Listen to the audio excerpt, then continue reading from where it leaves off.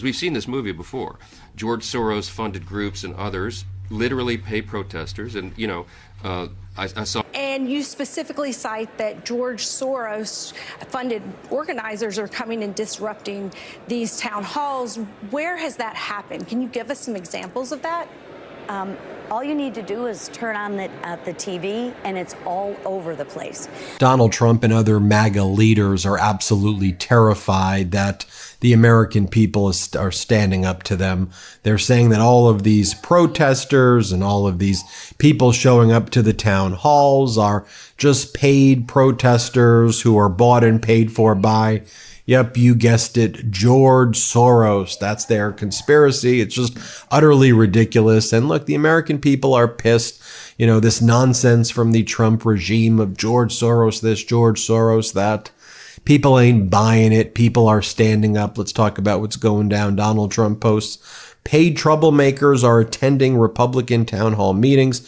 It's all part of the game for the Democrats, but just like our big landslide election, it's not going to work for them. It wasn't a big landslide election. Of the people who voted, you got under 50% of the vote.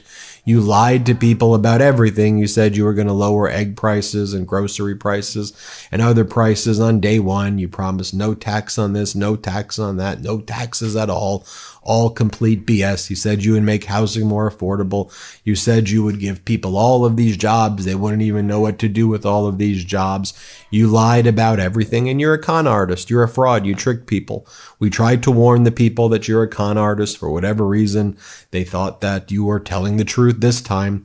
I don't get it. I won't be able to ever understand the psychology of why people are so easily fooled by you, but people are waking up and they are pissed. But it's just this kind of constant stream of whining from MAGA. Like, this is what J.D. Vance posted yesterday. He goes, "Today, while walking my 3-year-old daughter, a group of Slava Ukraini protesters followed us around and shouted as my daughter grew increasingly anxious and scared. I decided to speak with the protesters in the hopes that I could trade a few minutes of conversation for them, leaving my toddler alone. Nearly all of them agreed it was a mostly respectful conversation, but if you're chasing a 3-year-old as part of a political protest, you're a shit person." First off, what do you mean you're walking your daughter? What does he mean you're walking your daughter?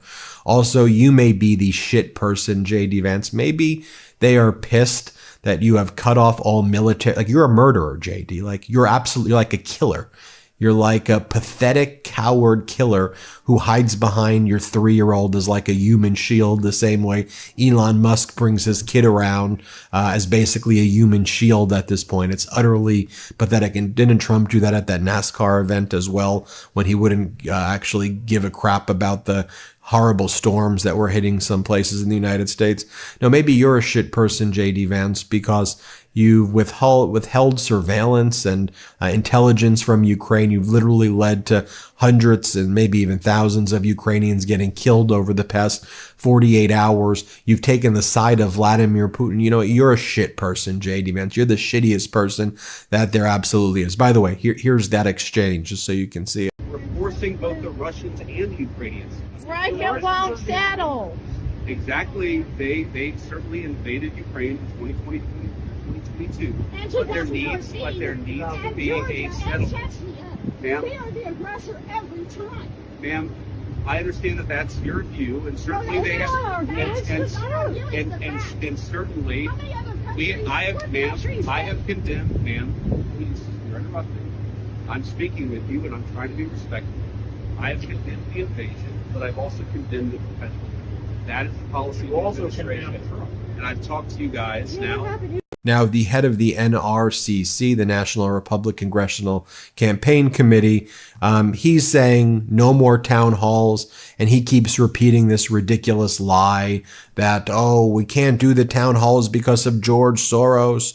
George Soros, this MAGA Republican who leads the Republican Congressional Committee, Richard Hudson, he's saying, look, this is so bad now because of George Soros. George Soros did it to us. Here he is, just so you can hear him. He got some good questions asked him as well. Here's the MAGA Republican Congress member, Hudson. So he like coordinates those town halls for like all of the MAGA Republicans in like swing districts. And he's telling them not to show up. And because he says it's George Soros's fault.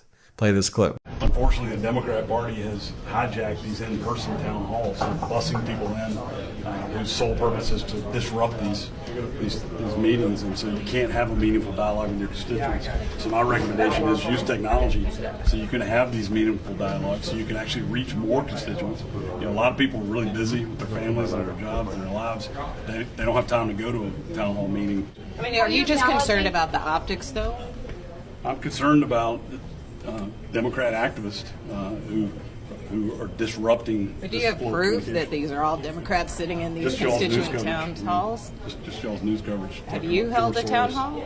I held a lot of telephone town halls. I've got one coming up. I think next week or the week after. I mean, don't you think it's important to have that face-to-face interaction with people in your district? I think it's the only way you can be a good representative. And that's why it's such a shame that the Democrats are threats to democracy by disrupting this dialogue. The George Soros thing's just like the most stupid, anti-Semitic, dumbest, like, boogeyman. Like, you actually have Elon Musk and Trump's oligarchs doing all of the things that they claim that George Soros did, but George Soros never did that, never had a position at the government, never had access to any of this data, never did anything like that. I mean, he gave donations over the years, political campaign donations, but never anything like, I mean, Elon Musk creates these like fake PACs that like claim to be supportive of specific, they pretend that they're like supporting Democrats, but then they're sending messages that undercut the Democrats while he then is infiltrating the government. I mean, the whole thing is just so unseemly and unrespectable. But let me ask you, MAGA Republican Congress member Hudson, I just saw that clip that I just showed. Here is Jennifer Piggott, for example. She voted for Trump 3 times, including 2024, but she found herself jobless following cuts to government agencies in February. So is she one of these is this a George Soros plant, Hudson? Is she a George Soros plant? Here, play this clip. Jennifer Piggott voted for Trump in the November election. Then in February, she was fired from her civil service job. Absolutely. I feel a little bit betrayed. She was among more than 125 people dismissed last month from the Treasury Department's Bureau of Fiscal Service in Parkersburg, West Virginia. Nobody that I've talked to understood the devastation that having this administration in office would do to our lives. No kings, no tyrants! The cuts have shaken up a community that overwhelmingly voted for Trump. He won West Virginia with 70% of the vote, but the betrayal felt by Piggott, a church-going conservative and 3-time Trump voter, comes as political analysts are examining early signs of a possible backlash in Republican strongholds like Parkersburg. The concept of voting for that again, voting for Elon Musk essentially to wreck people's lives, I can't do it. I don't know. I just think people are pissed that, look at this crap. Elon Musk is doing polls from his social media platform. Do you support Doge reducing government waste? No, yes, super yes. And then he goes, oh, look at me, strong support. But just images like this. Elon Musk reposts messages from Insurrection Barbie accounts. I give Elon Musk and Doge my permission to audit anyone receiving my tax dollars. Or how about this? Elon Musk saying Democrats are demented, genocidal war sluts. I mean, as the Trump regime is supporting Vladimir Putin, as America has formed alliances with Russia and the axis of evil, North Korea, Belarus, and Hungary, this is what they're posting. Democrats are demented, genocidal war sluts. I mean, these MAGAs are sickos. Musk, Trump, that whole regime is a regime of sickos. These oligarchs hate the workers. They hate America. They hate our Constitution. They love kings and dictators. And they're just a bunch of idiot grifters also. It's so pathetic. So pathetic. Show you this as well. Hat tip over here to Jackie Benson from NBC Washington, who got the scoop here. How ICE detained a U.S. citizen in Northern Virginia with guns drawn. He's a Trump supporter. He offered to show ID, told the officers he was an American citizen and a Trumper. But he says now he's reconsidering his support after he was targeted for being Hispanic. Here, play this clip. The man we spoke with is a U.S. citizen. He provided us with documentation of his legal status. He says this experience has shaken his faith in the immigration enforcement efforts of President Donald Trump, for whom he voted, he says. This is what Yenzi Machado managed to record on his phone Wednesday. He says while he was driving to work with 2 other men, he was stopped by ICE agents on Lamont Drive in Manassas, a short distance from his home. He says he was confused by what was happening, why agents surrounded the pickup truck. He spoke with our sister station, Telemundo 44 reporter Rosbelis Quinones, who was the first to report his story. And they just got out of the car with the guns in the hands and say, turn off the car, give me the keys, open the window. And, everything was really fast. Machado says the agents said the name of a man they were seeking for a deportation order, someone who had given Machado's home address. He said that was not his name, and he did not know anyone by that name. He offered to show them this, his real ID compliant Virginia driver's license. It has a star in the upper right corner and requires proof of lawful status. They didn't ask me for any ID. I was telling the officer if I can give him the ID, but he said that just keep my hands up, not moving. And then after that, he told me to get out of the car, and then he put the handcuffs on me.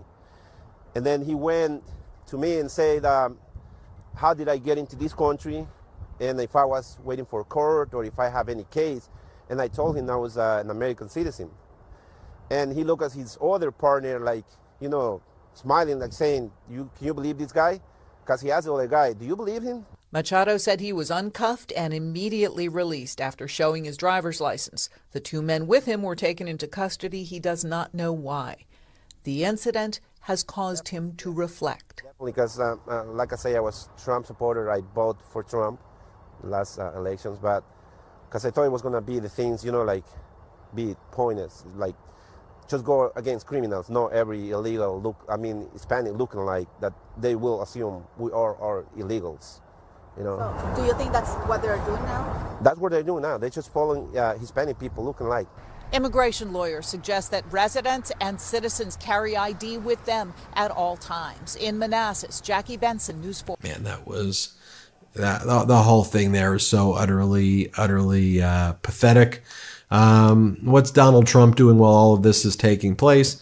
Trump is selling pins. He's selling Trump pins. The American flag with Trump's name on it. He's desecrating our flag by putting the letters TRUMP over it. So ridiculous. So ridiculous. But anyway, I guess you can try to run away. MAGA's just going to try to run away. What I love what Bernie Sanders is doing. We've been covering his rallies. So the MAGAs are running away, but Bernie's going into Kenosha. Bernie's going into Michigan. Bernie's going into areas that are purplish and reddish, red districts, swing districts, and he's talking to workers. He's talking to workers. It's the right thing to do right now. Workers are getting screwed. Americans live paycheck to paycheck. Trump promised to help them out and give them all these things. And then Trump took their paycheck to paycheck and then gave it to the billionaires. So just, Democrats or people in the pro-democracy community, just keep it simple. Just go speak to workers, speak to Americans who are suffering right now. Tell them that you care. Be there with them. That's what you should be doing. Let me know what you think. Hit subscribe. Let's get to 5 million subscribers. Can't get enough Midas? Check out the Midas Plus Substack for ad-free articles, reports, podcasts, daily recaps from Ron Filipkowski, and more. Sign up for free now at MidasPlus.com.